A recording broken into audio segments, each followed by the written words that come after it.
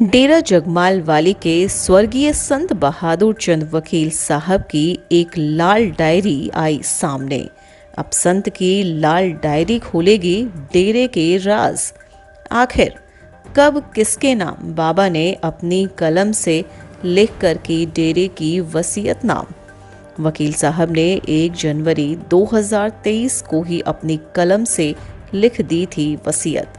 इसी डायरी में लिखी वसीयत को प्रिंट करवाकर और रजिस्टर करवाकर वकील ने ट्रस्ट के लोगों के सामने वीरेंद्र के नाम पढ़ी थी वसीयत। सिरसा के कालावले स्थित डेरा शाह मस्ताना बेलूचिस्तानी जगमाल वाली के संत बहादुर चंद वकील साहब की एक लाल डायरी सामने आई है, जिसमें वकील साहब ने 1 जनवरी 2023 को लिखी थी।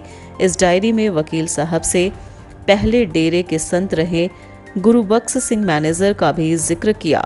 उसमें लिखा है कि किस तरह से गुरुबख्श सिंह मैनेजर ने बहादुर चंद वकील साहब के नाम डेरे की वसीयत की है।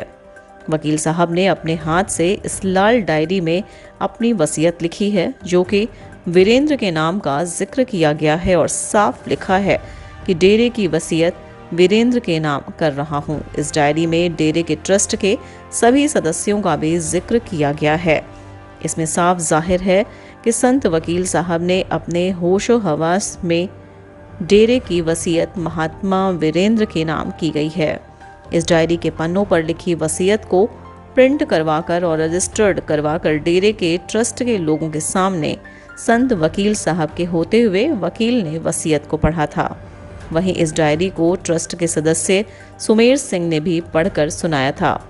अब देखना होगा कि इस लाल डायरी में और क्या राज निकलकर सामने आते हैं। आपको बता दें कि संत वकील साहब कई महीनों से बीमार थे और इसी बीमारी के चलते उनका दिल्ली के एक निजी अस्पताल में निधन हो गया था।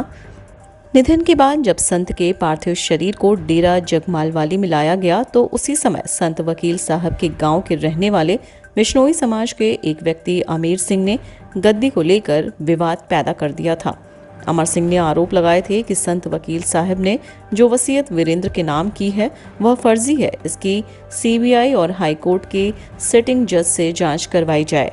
कह सकते हैं कि अमर सिंह ही इस पूरे विवाद की जड़ हैं, जिसकी वजह से डेरे में इतना विवाद हुआ। नहीं, उन्होंने किसके नाम क्या लिख रखा है, ये प्रशासन की देख रेख में खुलनी चाहिए। और ये जो वसीयत इन्होंने जबरदस्ती लिखवाई है, महाराज जी को ब्लैकमेल किया है, इसकी पूर्णतः उच्च स्तर पर जांच होनी चाहिए। सीबीआई इसकी जांच करे।